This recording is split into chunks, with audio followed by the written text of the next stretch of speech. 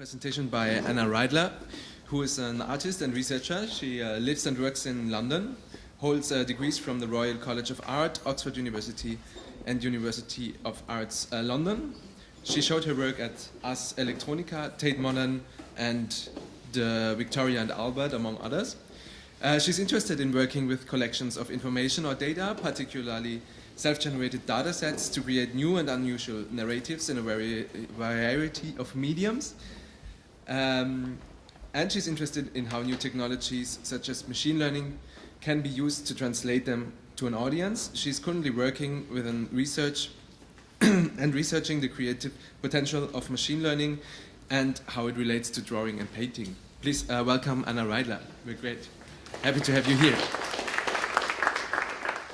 So, as Manuel mentioned, I am an artist and researcher whose practice kind of brings together lots of different things. I'm interested in technology, drawing, literature. My background is actually in literature and linguistics.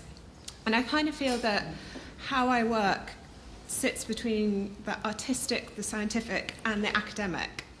And I'm really interested how you can make work that is digital but also physical. And the reason why I've put this photograph of what used to be my studio up is because although I work in a very, very digital way and I use a lot of machine learning and I use a lot of different technologies, I also use a lot of analog kind of physical making as part of my practice, and I don't think it's a contradiction to do both. I'm really interested in working with technology, and I think sometimes there's this idea that when you work with technology, the final piece always has to have technology in it, whereas you can use technology in the digital as kind of like the back end, as part of your process, as part of the research, as part of kind of like looking through things, as part of finding ideas. And for me, that still counts as kind of digital work.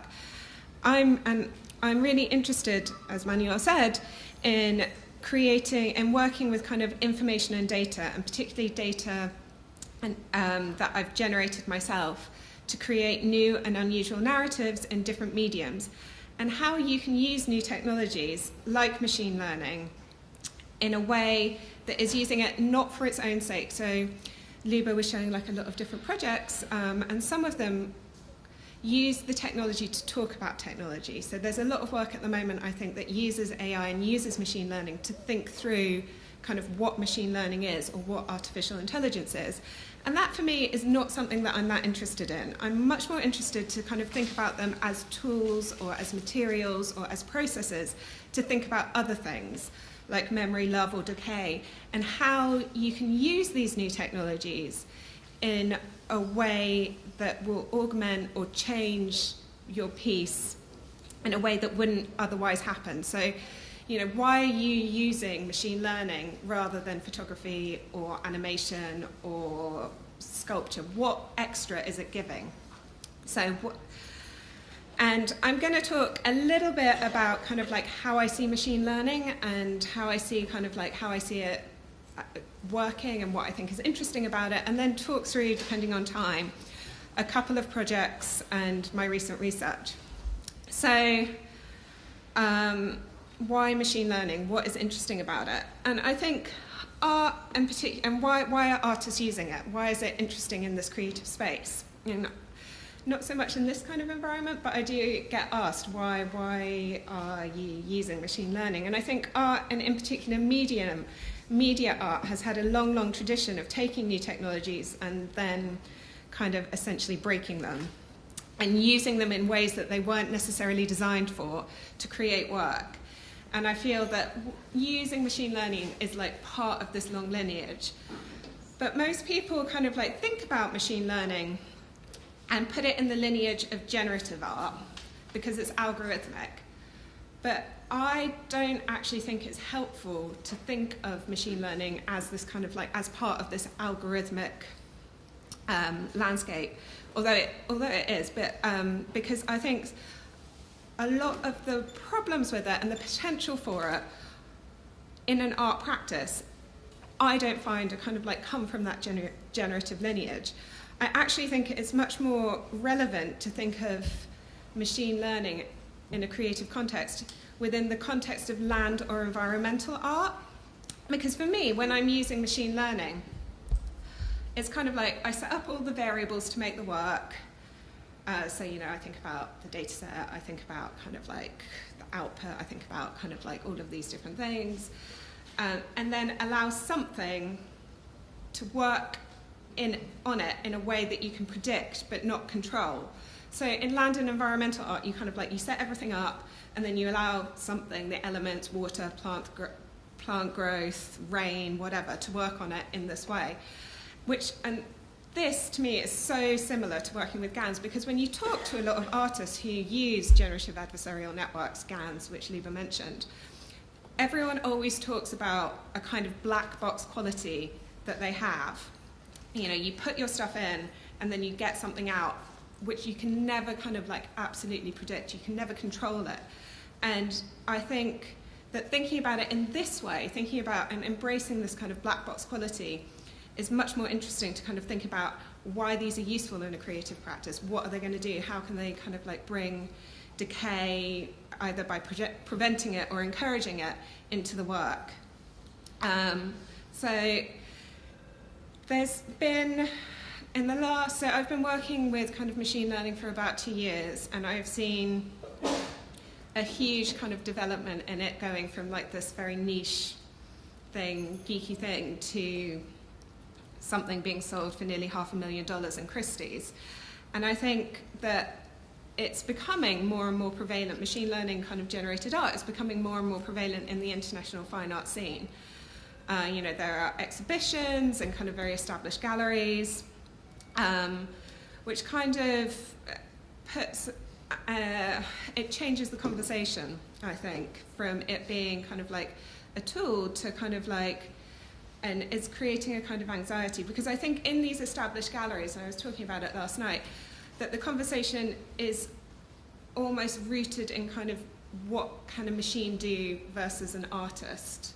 So, and very much around kind of like what AI is. So the images on the screen are part of a paper that was written and published last year, where someone trained a GAN on thousands of kind of like art images to produce works that were then rated as humans as being better than those produced by actual artists, which is kind of like problematic for a lot of the reasons, because like around the questions that they asked. But it also kind of like, for me, misses a key point, because if you're thinking about why you're producing an image using this type of technology versus anything else, for me, I'm really interested in the way that you can use this technology to give viewers different experiences, expectations, histories, traces, and context to consider. So it's not just like pushing a button, which I think a lot of the conversation around, you know, kind of like AI art in the media is veering towards. You have a different reaction to a photograph than to a drawing, to a painting. And I'm really interested in how a GAN or a training set can become an actor and agent within the artistic process, in the way that other materials are, and how these reactions can be used to push the piece. And this conversation around materiality, why you're using these things and what you're trying to do with it, is not necessarily there in the conversations that are going on around Christie's and that are going on around kind of like, can machine learning, can these algorithms produce work that are better than humans? And I'm going to talk a little bit about why I choose to use machine learning, and if it's possible to use the fundamental nature of this process to bring out themes in the work, and not just showcase the technology. Because again, as well, Liebe did a really good job of showing like artistic projects, but I think sometimes when you look at what is deemed creative AI, there's lots and lots of cool tech demos, but there's not that much intent that sits behind it. And I want to see if it's possible to use machine learning techniques, not just to showcase technology, but as a way of engaging with broader ideas. So, very briefly, I think as well, when you talk about machine learning, people often conflate, I think for me there are two main materials that people often kind of put together and conflate. there's the data or training set that is used and the algorithm that is then run to create the artificial intelligence. So does everyone know roughly what a training set is? Yes, no, yes, okay. Well, I'll briefly talk, like the training sets or the images are given as input to the algorithm and provide the knowledge to kind of like making the AI essentially, and are central to the eventual image output. And then, but aren't as kind of like well discussed or well understood within a fine art context. Data sets that are needed to kind of like create these are often extremely large, thousands and thousands, sometimes millions of images and inputs, and very often proprietary. So I think kind of like it's interesting that when people kind of like talk about the barriers to AI, like it's actually quite easy to go on GitHub and find and download the algorithm to run something, but it's much, much harder to go and kind of like find the data that you then need to run it. So there are several kind of like off-the-shelf data sets that are there that you can use, like Celeb A and things like that, and ImageNet, which is this, which is why you kind of like often see these creative kind of like demos using the same material. Because it's so time-consuming creating your own data sets. And because these data sets are compiled using different methodologies, but people are always involved in some part of the process, either in the source content, so deciding what goes into the data set, or in the labeling process, so what is that picture. But because of this, they inevitably come to enshrine cultural or social attitudes, otherwise known as dataset bias.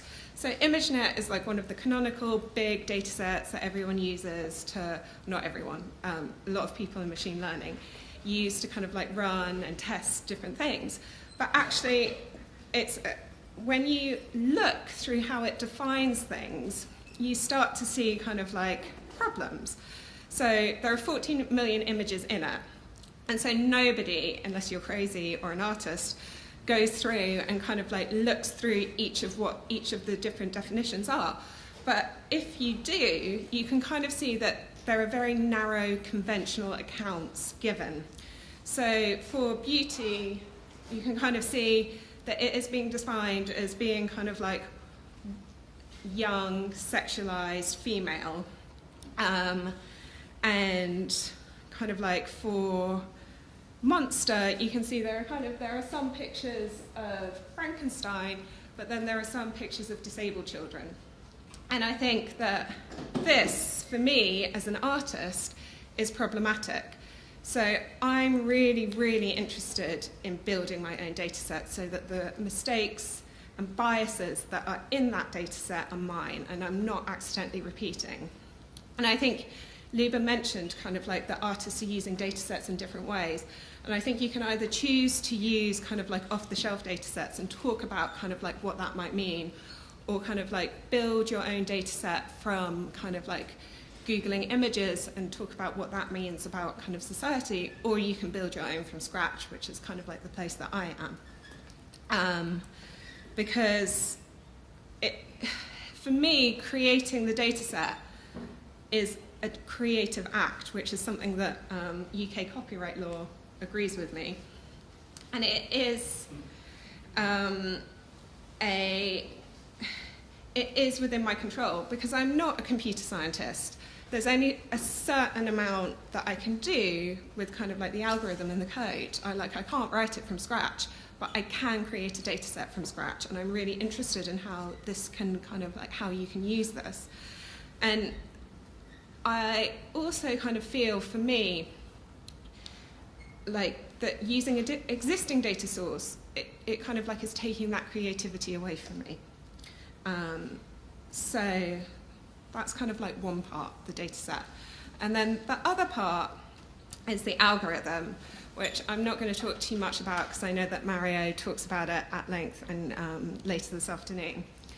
The type of algorithm that I use is that I'm most interested in using at the moment is a GAN, a generative adversarial network, which are notoriously unstable and not entirely that well understood. They're kind of complex iterative process with many interdependencies where you have two networks. One network learns to mimic the imagery that is in the data set, and then the other kind of like tries to work out whether it's real or fake. And the way that it's described in the paper to produce it was that it learns to mimic this imagery to the extent that the counterfeits are indistinguishable from the genuine articles over the course of many, many cycles of learning, otherwise known as epochs. I think it's really interesting that even in this scientific paper, the use of the word counterfeit, because it suggests kind of like a lack of truth, and that one thing is better than the other, that the fake is less good than what was in the data set, whereas for me, it's kind of inverted, that the counterfeit images are the artwork. So, how have I used this in my own work? So I'm going to talk a little bit about this project that I've very recently finished, so it's still all quite new, and like I'm still thinking through the ideas. But playing at the moment is a snippet from a piece that I've made called Mosaic Virus, which draws historical parallels between the tulip mania that swept across the Netherlands and Europe in the 1630s, where the price of a tulip bulb kind of like went to the price of an Amsterdam townhouse. And it's taking that moment in history and comparing it to the speculation that is going on at the moment around cryptocurrencies. So I'm using machine learning to create a tulip blooming, which is kind of updating the very classic Dutch still life of the 21st centuries. But the appearance of the tulip, so how it looks, is controlled by the price of Bitcoin. Mosaic is the name of the virus that causes the stripes in a petal, which increased the desirability and helped cause the speculative prices during the time. And in this piece, the stripes depend on the value of Bitcoin, changing over time to show how the market fluctuates. And I wanted to draw together these ideas around capitalism value and the intangible nature of speculation and collapse from these two different moments. But I also really wanted to make sure that this material mimicked what I'm talking about. So just to kind of go through a little bit more about the project, I'm not the first person to make the connection between Bitcoin and tulip mania. Even back in 2013, these two kind of like things were being compared. And now there is even a blockchain conference in San Francisco next year that is called Tulip. So, yeah, and yet another kind of like, but the kind of like when researching it, I'm particularly interested where at kind of like the end of last year where Bitcoin went just crazy. It reached a high of nearly $20,000 before falling below 12,000 within days. It's called like, and everyone kind of like it seemed in the banking, among central bankers kind of like waded into this debate. And you can kind of see this kind of, I don't have a chart unfortunately to show the Bitcoin price, but this is kind of like what the market looked like for tulips in the 17th century, where this kind of like moment of tulip mania saw tulip prices skyrocket and collapse. Actually, I do have a price of Bitcoin, so you can kind of see how this moment is kind of like how they're collapsing. But as I said, it's kind of like this obvious connection, but I wanted to make links that go beyond just how the two objects behave on a graph. So, does anyone not know what tulip mania is? It kind of like, it was the first known speculative bubble, and part of the reason why the prices went so crazy is because they essentially ended up inventing the futures market. So people would kind of like, and they would trade kind of like the weight of a tulip. But so they wouldn't trade the tulip itself, they would kind of like trade slips of paper which would kind of assign a weight, be kind of like correspond to the weight of a tulip. So, of course, tulips grow over the course of kind of like between winter and between when they're dug up in spring. So these things would grow, which kind of like created this mad amount of monies. And this kind of like lack of physicality and this lack of kind of like what it is, and the way that it kind of you would end up trading smaller and smaller parts of the tulips because they were just so expensive, reminded me of Bitcoin. As Bitcoin as well, at least visually, is an abstraction. When you Google it, you just get lots of images like this, which makes it difficult for to make a visual presentation. Lots of blue and black. And the nice thing about how they kind of like work as objects is that both Bitcoin and tulips were anonymous. You didn't really need tulips were often used by refugees, Huguenot refugees at the time, to transport their money, because you could kind of like, they were so valuable and so expensive, which is also very similar to the anonymity that is behind Bitcoin, which is leading it to be called the blood diamonds of the 21st century. So I thought there were nice kind of links beyond the obvious to how they kind of like work as objects. The other thing, as I mentioned, was that part of the speculative bubble was driven by the Mosaic Virus, which gives the tulip blooms their kind of distinctive stripes. And without a clear, like, they didn't really understand how this virus worked, and which drove the speculative buying of selling. The most stripy ones were the most valuable. It was only discovered in the 1920s that the virus was caused by an insect laying eggs in the bulb. But before then, during this kind of like moment of speculation, they did crazy things. They would do things like take a white tulip and a red tulip and cut them in half and glue them together and think that that would produce stripes, or plant them and then paint stripes in the earth and think that would make stripy tulips. So kind of like rich people buying things that they don't understand and hoping for the best. Also kind of like reminded me of the way this kind of like this rush of kind of like this idea that kind of like adding blockchain to your name will create value. The Long Island Iced Tea Corporation changed its name to the Long Blockchain Corporation, and shares soared by 500%. So you've got this kind of like parallel of people trying to make money quickly without really understanding how. And then the final nice link between Mosaic Virus and Bitcoin is that the Mosaic Virus hurt the bulb. So once your bulb had the Mosaic Virus, it would become valuable, but it would only flower a certain number of times. So its value would peak, but then it would become finite, which is again a really nice parallel to the finite number of Bitcoins in existence. Like Bitcoin isn't this kind of like resource that is endlessly going to generate. Like its supply is tightly controlled by the underlying algorithm, and there will be a small number of Bitcoins that trickle out every hour, but will do so at a diminishing rate until there are 12 million in the world. So I think there are these nice parallels around kind of like how it works as a bubble.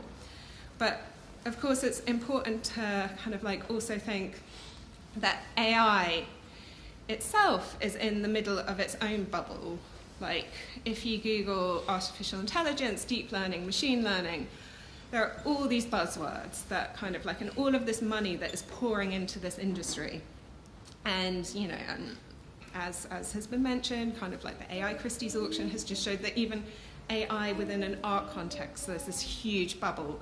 So lots of different bubbles going on, which I think are nice to kind of like bring together and collapse. And of course, like, as I said, I wanted to use GANs not merely as a tool, but as a way of understanding the subject matter.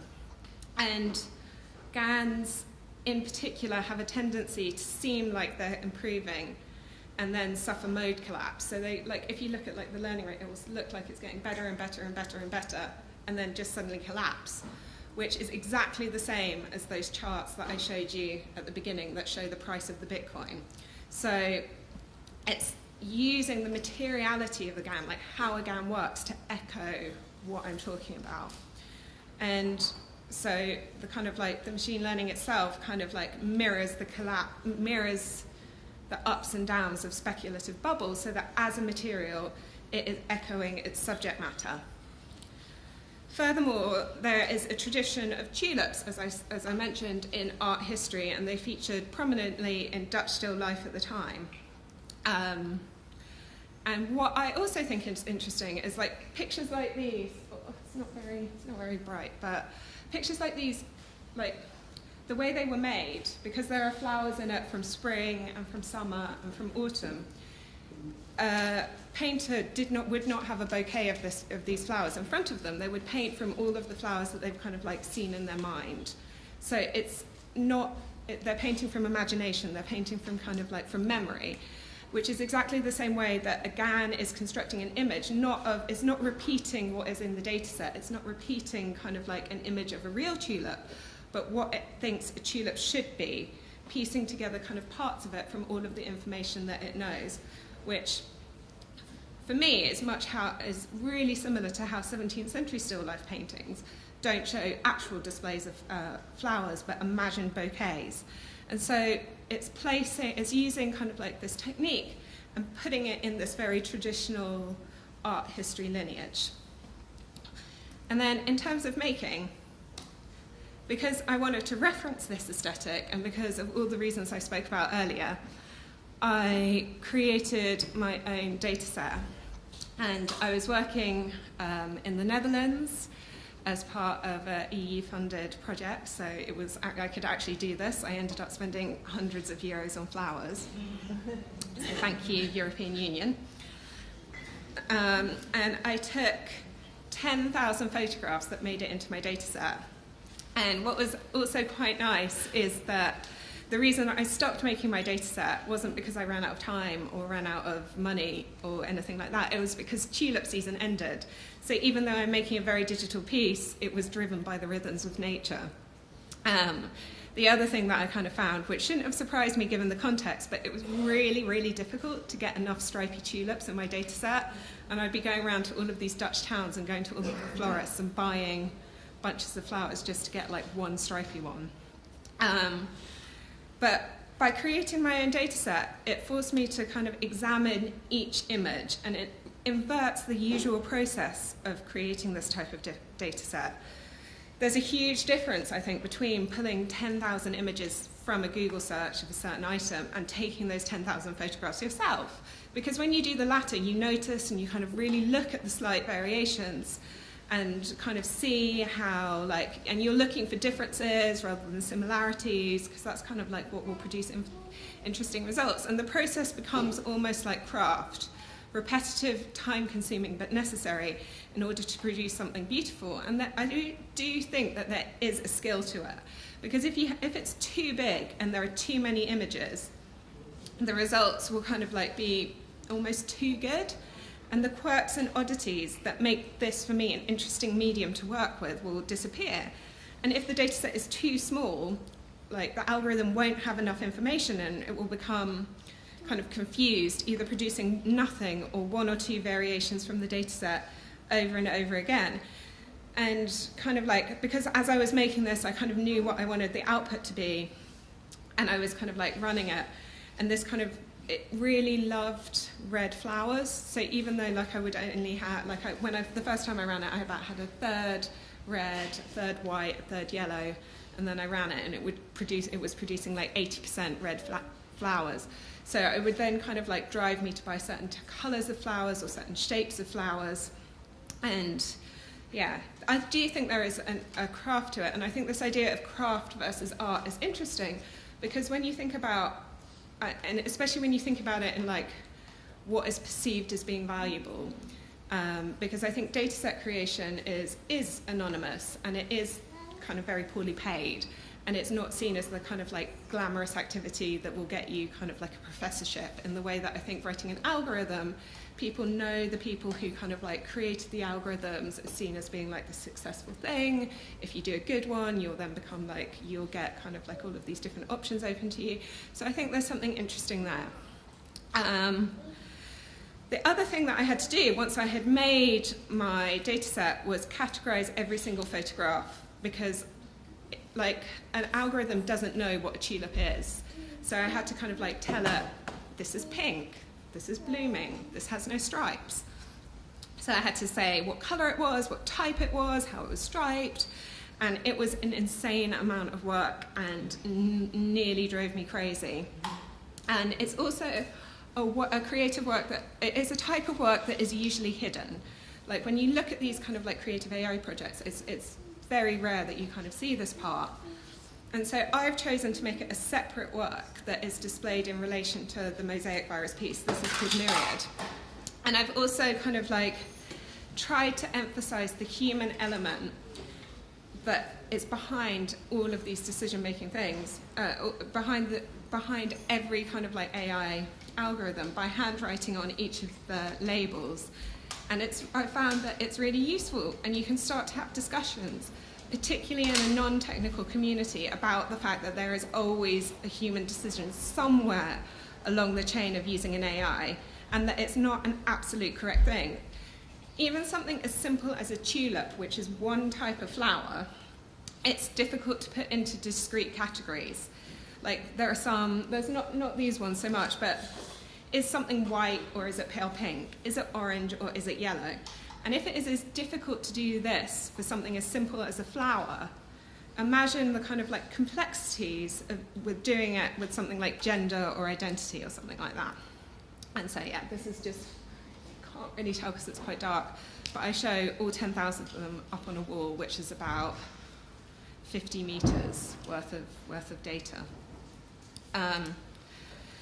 So flowers have always kind of like, have been traditionally associated with either kind of like nature or being pretty and feminine, but the fact is that kind of like there are all these complexities there, and I think it's really interesting how you can take an object and telescope it to see its history and culturally what you can learn from it and how you can start to explore different aspects.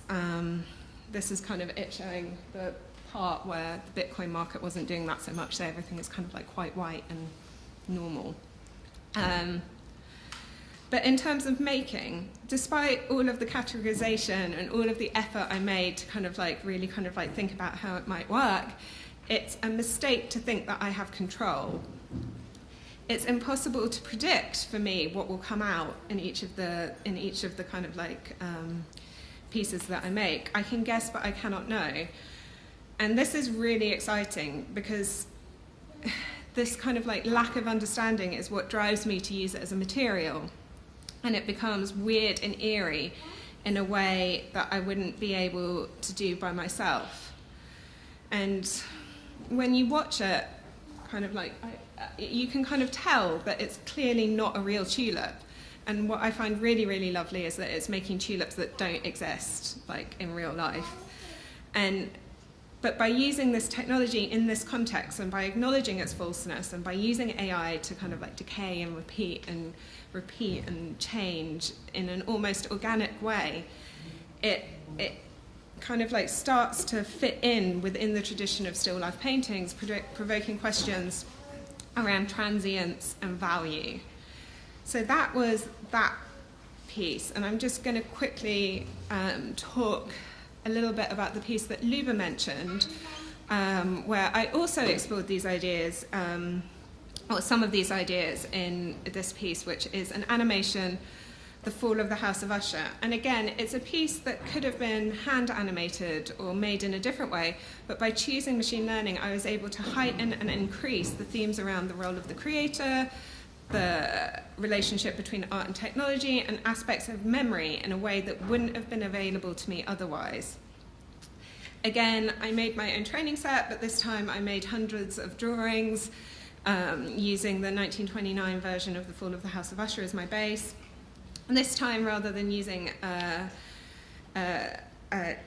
used a small batch learning program which required a much smaller data set, which are possible to put together by kind of like hand drawing. Because I was really interested in seeing what would happen if a GAN would essentially learn how to draw in my style, because I'm really interested in seeing how you can use machine learning to push what drawing might mean into new realms. And I deliberately chose to work with ink because GAN-produced imagery, as was mentioned earlier, does have a certain aesthetic which is slightly painterly. And also because as a medium, ink already has randomness already. It's very difficult to control. And you can kind of see that each rendering of the scene has a kind of like slightly different quality. And you end up kind of getting traces of humanness, which I think is so important to have. And just like with the tulips, the amount of labour that went into making this was insane. It was basically months. And again, I think this is a nice inversion of how this kind of like this tool is normally used, because it's not like pressing a button. Drawing is kind of like a commitment to spending a certain amount of time with a particular image on a page. And so, yeah, I ended up making kind of like artisan training sets. And again, I couldn't exactly know what would happen once I used this technology. And watching it, I always find, is a really odd sensation. Like, I always describe it like catching a glimpse of yourself in a mirror before you realize it's you. And the errors and choices that I made when drawing are amplified. So you can kind of see when it plays that I find eyes really different. Like, and it shows me things that I didn't know. It kind of like is like holding up a mirror to my own drawing, and makes me realize things that I wasn't aware of, like what I find the most important, what are the things that I always edit out. Like, until I did this project, I didn't really realize that I draw eyes and eyebrows exactly the same, but just inverted, and so like it gets really confused and they start to all run into each other. And some of it was surprisingly good. Like, oh yeah, there's the eyes going a bit crazy. And when I watched it, it was bizarre. And other parts are kind of like less good. And I think, you know, so you have what are known as artifacts, the kind of bits where it's kind of like the errors that, but I wanted to keep that element in because the errors expose the artificial nature of the image produced. And these imperfections and these traces of the process is a quality that, for me, is really interesting. And I think there's also going to be a finite amount of time where these traces exist, because the technology industry wants realism, and advancements in computer vision are trying to minimize these mistakes. And it's always important to kind of think about the fact that someone talked to us about why are people still using GANs, but GANs aren't static technologies. Like, there are constantly advancements being made, and each time kind of like something gets updated, it comes out, when you start to run it, it will give a very different aesthetic, and which kind of adds a certain element of impermanence and temporality to working with this as a material, because each time you're getting this new version, it's changing what will come out. The other thing that I find quite nice about this project, again, that goes back to kind of like data sets, is that there is a chair that appears and disappears. And this is because sometimes, even though I spent all of this time and all of this energy thinking, like making the data set and thinking that it was all perfect and correct, sometimes I drew it in and sometimes I did not. So this chair kind of like appears, or it's here and then it will go away. And it's copying and learning the humanness and mistakes that are fed into it. And even though this is machine learning, it has a very human quality to it. It makes mistakes, but the mistakes it's making, it's learned from me. And then once I made this piece, I was really interested in kind of like, there were lots of things around repeating and remembering and recreating that came out of the process of making. And it's something that I wanted to explore further. So then I drew another version. So I drew what had come out of the GAN, the counterfeit lesser images that were generated by it. And drawing these were incredibly difficult because the logic of the world is there, but not quite there. So all the kind of shortcuts that you normally use when you're drawing, because you're so used to it, don't exist. So kind of like the way shadows fall, almost, but not quite. And the really kind of like, the thing that I did not expect to come out of doing this, so style and drawing kind of like is always evolving. But because I drew in this style for so long, it changed my own natural style. And so now when I draw and kind of like paint, I kind of like have this kind of like shakier line, and I kind of like adding in artifacts, and it's so kind of like it becomes not just a tool but a process. So the first time kind of like the GAN was learning from me, and then I learnt from the GAN, and it's becoming this kind of like linear process. And it's odd that I now have kind of like on a hard drive 2 separate moments of my life in terms of kind of like how I draw that are frozen.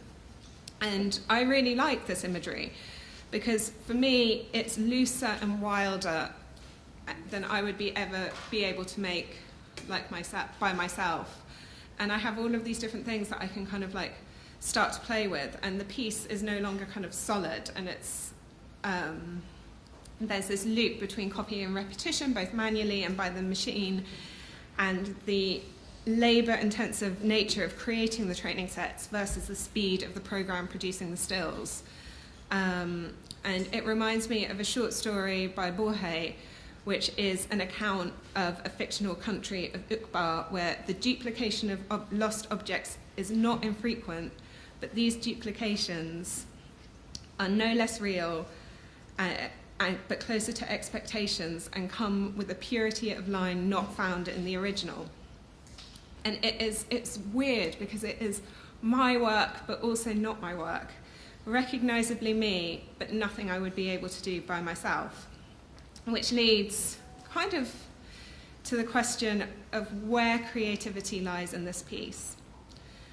Is it me creating the training set? Is it the GAN producing the images? Is it real art? Is it me being a bricolage artist combining existing things, or someone with memories and ideas trying to convey them to an audience through a new medium? And I think there are just lots of different kind of like things now that don't fit in a single narrative or medium, and that kind of go in different directions. There's the training sets and all the different animation. And I think I do consider kind of like the animation to be my art because of the intention that I brought to it, my decisions and my choices and drawing and thinking. And I think a large part of that is the labor that I put into making the data set and the training set. And the relationship, I think, between me and then the algorithm, the model that is outputting the images, is a lot stronger than if I just trained a model with the database I had found. Because it knows my style. And I was on a panel earlier in the summer which had scientists and researchers and me on it, and it was in German, and they were translating kind of like GAN, and for everyone else the translator translated it as gender neutral, but for me she translated it as feminine because she felt I was talking about it like it was part of myself. But kind of like, but in terms of kind of like where I put it, is it a tool, is it a process, is it a kind of like inspiration? I think there is a long history of artist workshops from the Renaissance through to Andy Warhol, and I think for me maybe using a GAN kind of fits into this category. It can copy and suggest, but ultimately the piece starts and ends with me.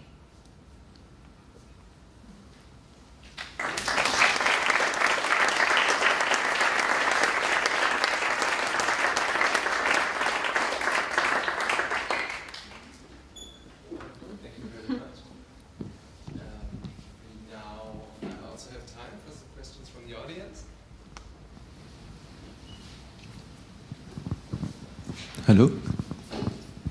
Hey, thanks for the interesting talk. I admire your endurance with the 10,000 tulips. What made you think that you need to reach this number of 10,000? Did you try it with less and it didn't work? I tried it with less, and it didn't really work in the way that I wanted it to. And I think, so part of it was trying to get because I had a kind of aesthetic that I had in mind, so part of it was getting to that. Part of it was that I couldn't take any more because like I couldn't find enough tulips, and then, yeah, and then 10,000 is just a nice round number. I see, okay, that makes sense.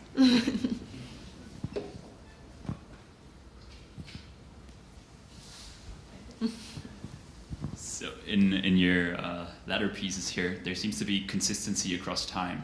How do you reach that? Is it just sampling from a similar region in some latent space, or like technically speaking? Like it seems to be like small videos, right? So there's consistency. Yeah, so I think, so unlike some other artists, I don't kind of like cherry pick the images that come out. So I will just kind of like set it all up and then just, yeah, as you say, just sample from a particular point in latent space as it goes through. Because I'm less interested in like picking the best one and more seeing kind of like what it will do over a period. I also have a question about the materiality that you focus on very well, which I didn't see before. It's super interesting.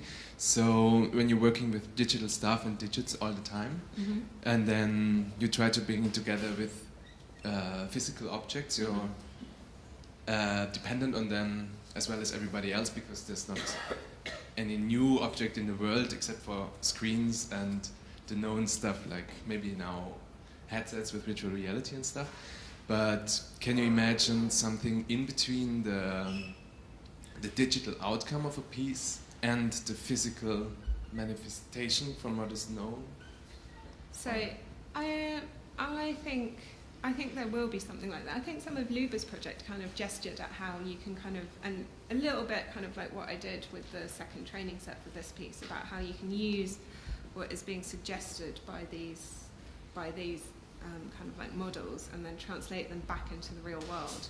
And I think for me, this kind of like this space where it's both kind of like digital and physical is really exciting, because you're both kind of like trying to translate something that doesn't exist and has never maybe existed, and then kind of like using the constraints of the real world to then like try and visualize that.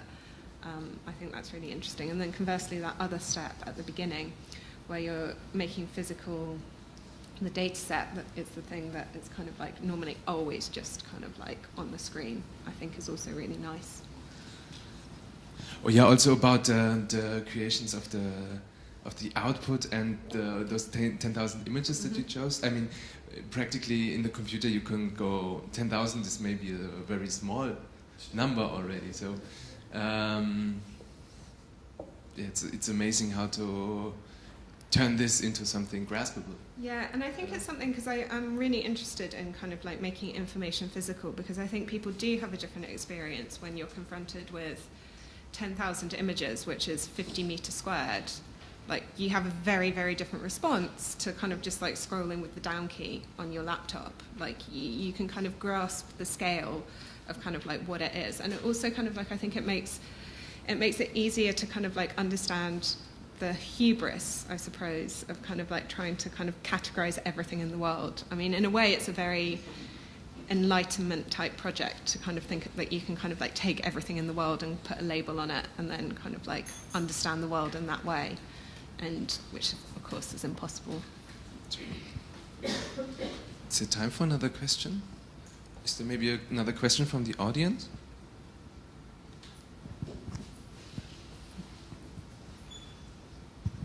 Thank you again. Just one more question. You showed us quite a lot of your preparations for the training set for the Tulip project. But what I would be a little curious about is what actually was your input for the movie project? For the movie project, I showed a little bit at the beginning. This is the input. So all of the drawings that I made. These are your original drawings? Yeah, these are my original drawings. I didn't get that so far. Thank you. There's another question. I think the aspect of we cannot label the world is a very good thing, because quantifying everything is really hard thing, very often overseen in data science. So what do you think, are we humans better in labeling things in a way in our mind, and very different to how machines do? I think you learned a lot while trying to label many things. I think the categorization is, I think, it's one of those things that is just like so. It's like this invisible infrastructure that kind of like structures our lives, like whether something is this or not this. And I think being aware of it, I think, and how it works within these systems is really important, I think, for kind of like understanding why certain things happen. Because you have a difference between something being like, one thing and not the other, or between being like 1 to 2 and you have a scale, and like all of these different things. And I think that is definitely kind of like the consequences of classification is something that I'm really interested in exploring.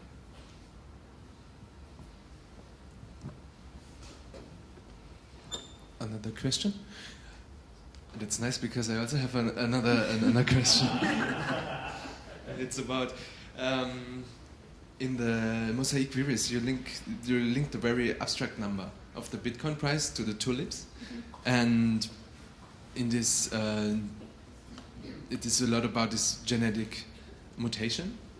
So from my perception, when we talk about artificial neural networks and stuff like that, it's always like, wow, a computer can do this as well now, but it's this kind of one direction thing maybe, from my point of view at least.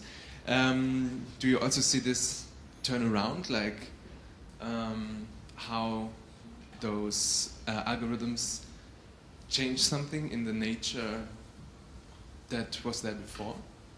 So I think kind of like with Mosaic Virus, with both of the projects, kind of like it's not, I think there's always this loop between kind of like the algorithm taking the data and then kind of like producing something, but then there's always this loop between what it produces and then me learning something back from it.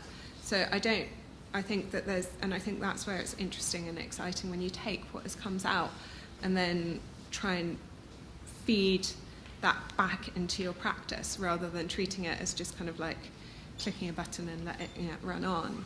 But I think with the Mosaic Virus, if I understand your question correctly, around kind of like, I think one of the things that I was interested in is how kind of like financial crashes are always kind of like shown, like whenever you talk about a financial crash, it's always like shown as this kind of like chart which kind of tells the whole story, and it's very kind of like,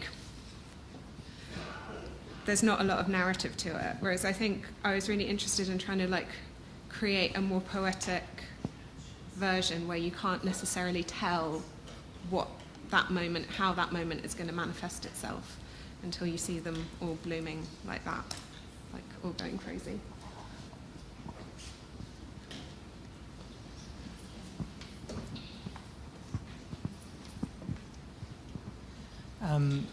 I have a question about the data sets. Do you intend to release the data sets for either project or not? And if not, do you think there's a sense in which it adds to the mystery of the work, and maybe like the way in which, you know, the domes in Florence, like we never knew how they were built? And do you see it that way, or do you think that if you could, you would release them? So I think for me, the data set has now become a piece of work. So I release it, but I suppose I release it by displaying it rather than releasing it as kind of like a thing that someone can download and use themselves. Because I think one of the things that, so part of the reason why I keep very tight control of my own data set is for all of the reasons around kind of like aesthetic and data set bias and all of these different things. Because like also every single data set I make is a one-off, so I only use it for one project. It's not like I will then use this for another project. It's like for this project and this project only, and there's a lot of thought and intention that goes into every single decision about how it's set up. And I think with this type of art, and again, not to keep going back to the Christie's auction, but if you're using an off-the-shelf data set and you're using an off-the-shelf algorithm, it's very easy for someone to then replicate your work. And for me, kind of like maybe not releasing the data set is a way of kind of like keeping creative control. And I think I'm happy to kind of like open source any kind of like algorithm changes that I make, but because like so much of the work and so much time and so much energy and so much effort and so much thought goes into the data set, that's kind of like what I kind of like keep back for like myself as like a separate thing. I think, yeah, we've been raising a lot of interesting questions here already about public distribution or limitation of artworks, but is another question.